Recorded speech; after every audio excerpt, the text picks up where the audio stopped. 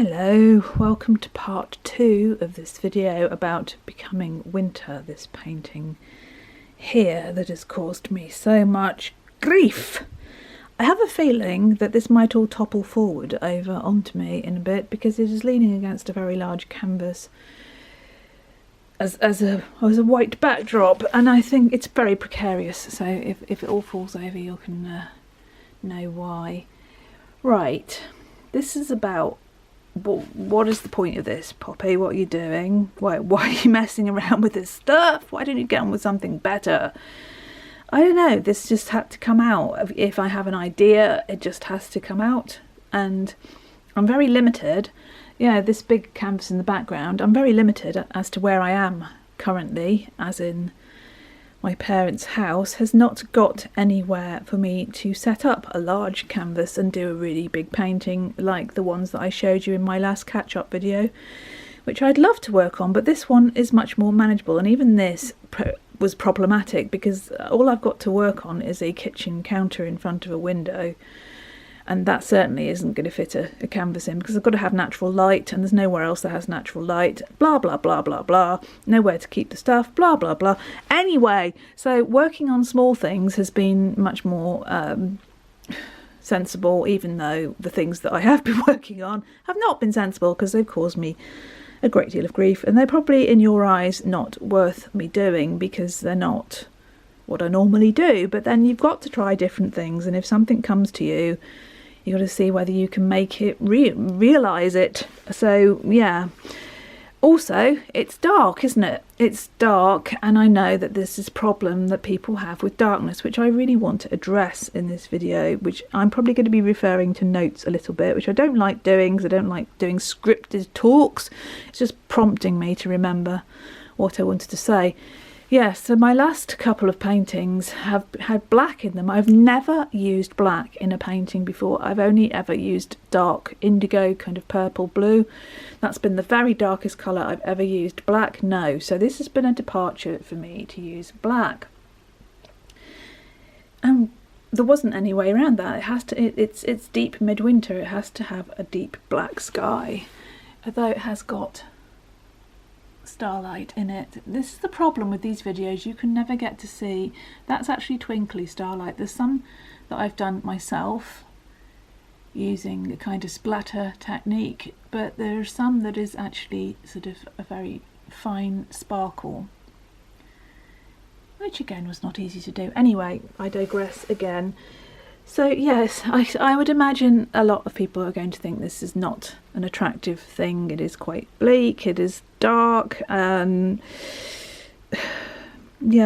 but this is what had to come out because I love winter. It is about becoming winter. It is also about becoming older. The figure, i.e.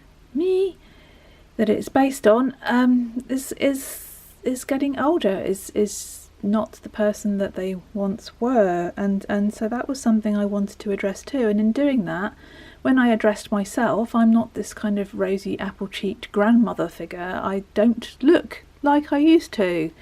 I look a bit ghostly actually to my eyes, so I was trying to be real about it as possible, even though that was quite hard. So it's quite a hard picture in all respects, and I was trying to face that, and whether it creates a very attractive image, I think it does in parts, but generally overall I think people might be even a little bit sort of frightened by that.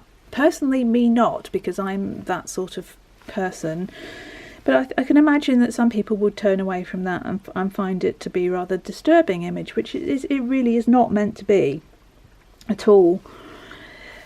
Yeah, so I love winter. Let's start with that. I love winter. I love autumn, but winter is really where I get my most profound inspiration from, because it has mystery, it has subtlety, it's melancholy, and there's nothing wrong with melancholy. It's a very English thing. There was a book in the 1600s called The Anatomy of Melancholy. It's a very English thing, and I am very much in love with the English land. If I'd been born somewhere else, I would have been in love with the German land or wherever, but I'm here, so that's the land I love and that I like to communicate through my work.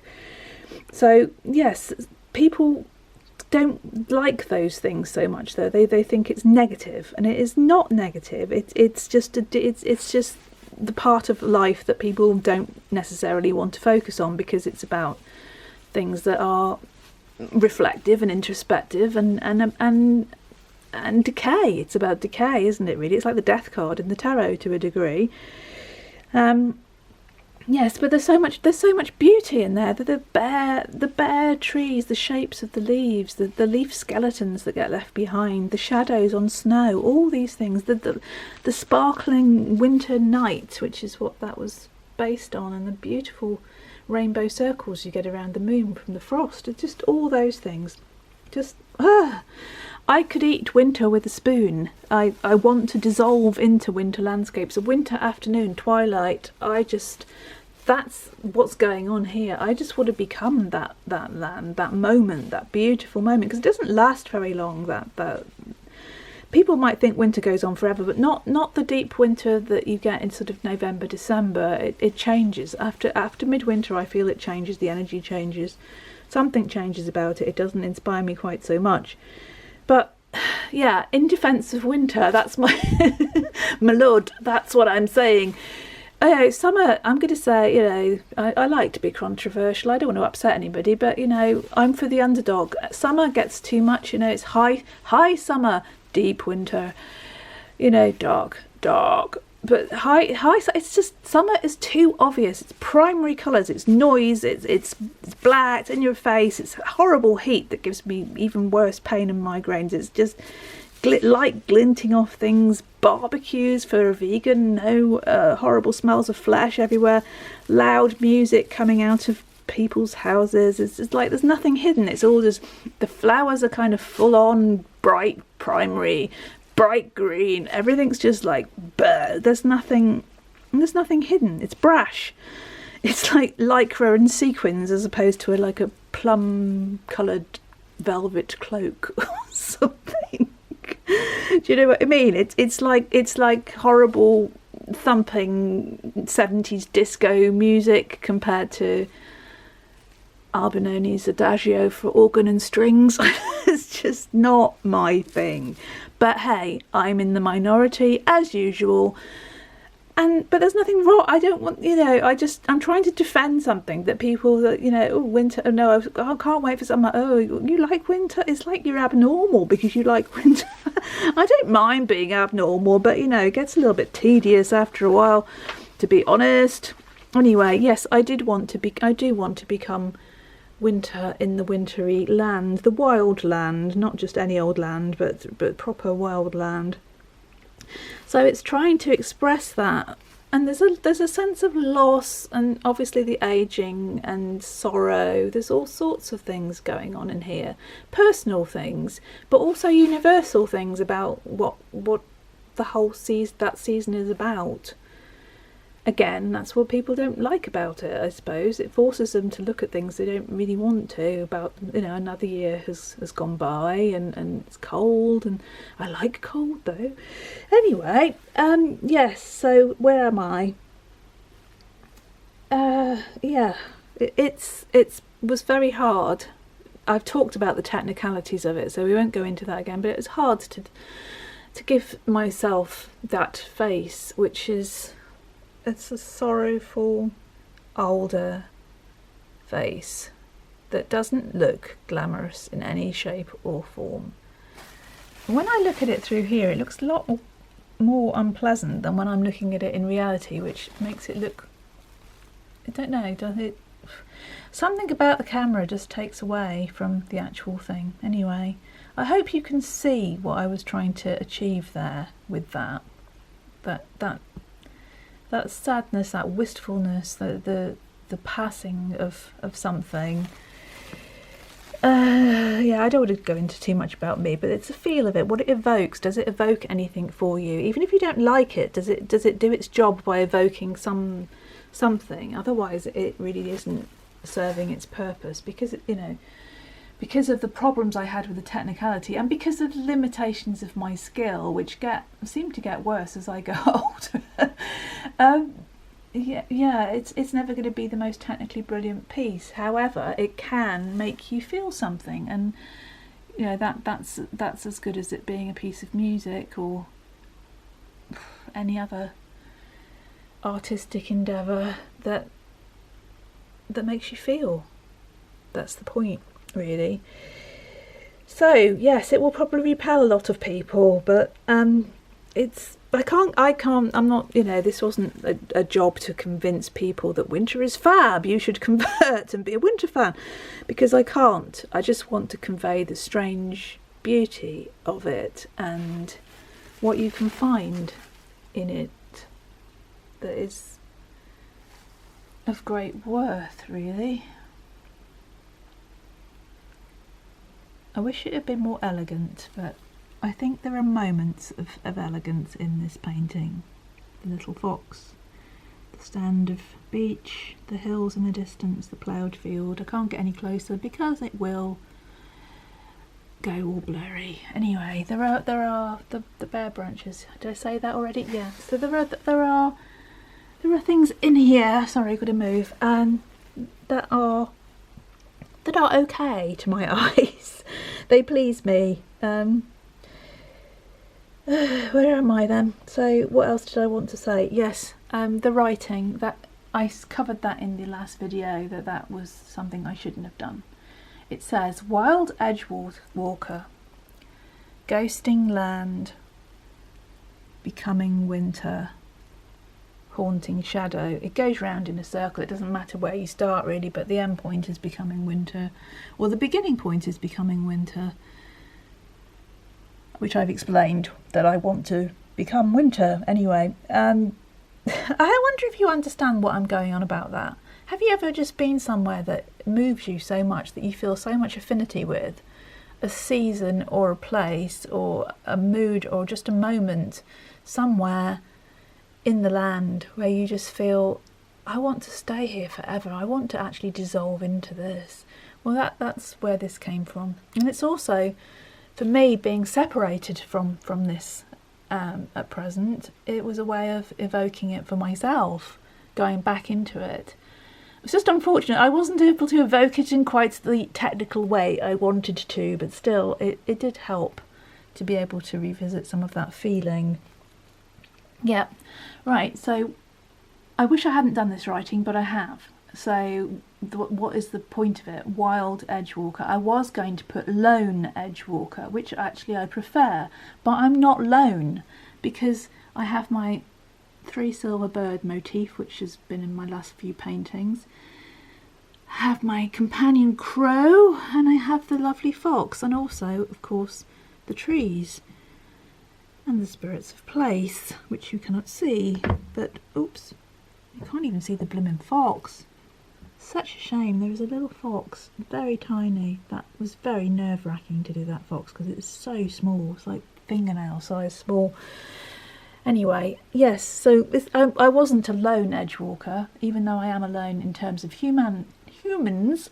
I'm not human-centric, so I always, whoops, why isn't it's not stood up straight, that's why it looks all cockeyed.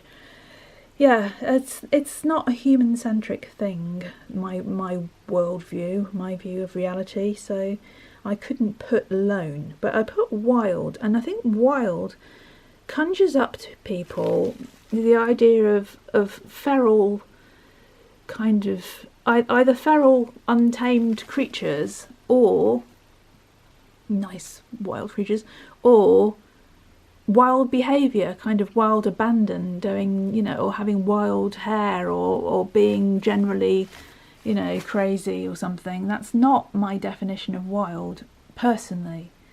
My wild is about being free as a sovereign individual. It's like a way of being, a way of seeing and being. It's an inner wildness. It's what drives me. That's why my books have been called Wild Witch and Wild Spirituality. It's not necessarily about being this kind of doyen of greenness or you know, crazy leaping about person that sleeps under a hedge or whatever, or going to an all-night rave. It's just not. It's about, for me, the wildness is about that freedom, that personal integrity, that Oh, what else? I'm just going to have to refer to my notes. Yeah. It's about having no authority but yourself. You are a wild being, wild sovereign being, with your own thoughts and feelings, and it's not informed. It's not received.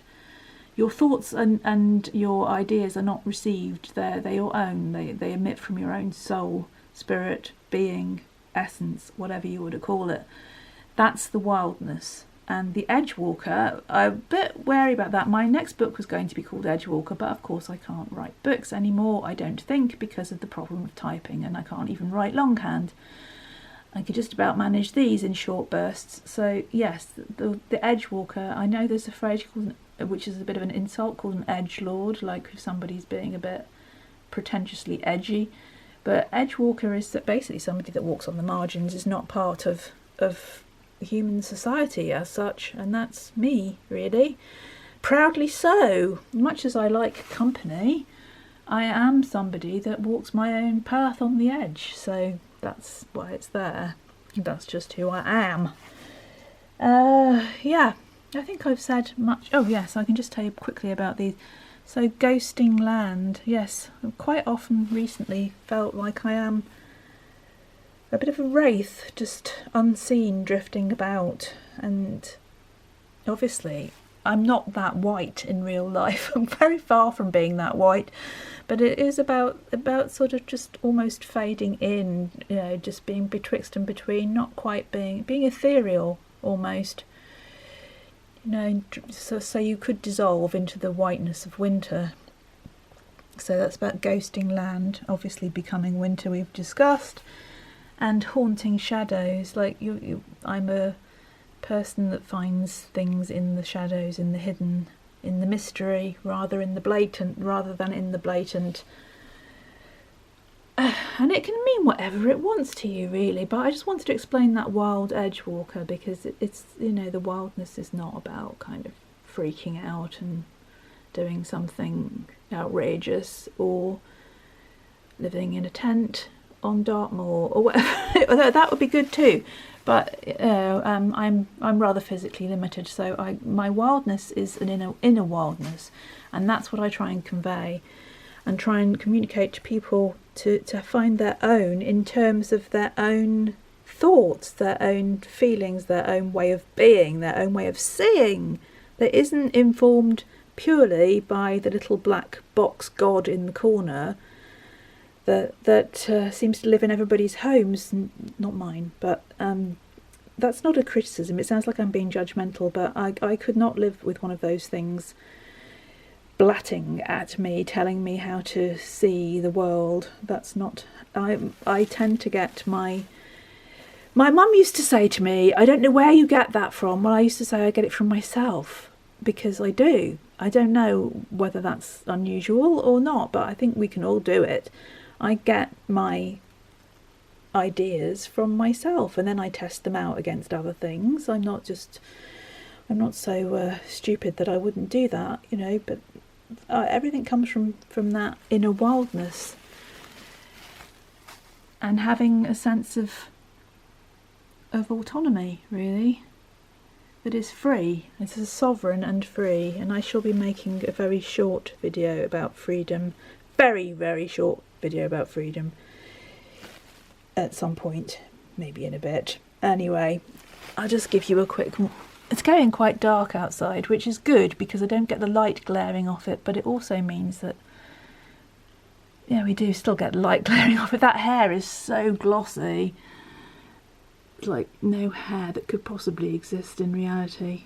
Oh, the things I could tell you about my struggle. Every time I look at this, I think, God, that was so hard to bring that back to any sort of acceptability.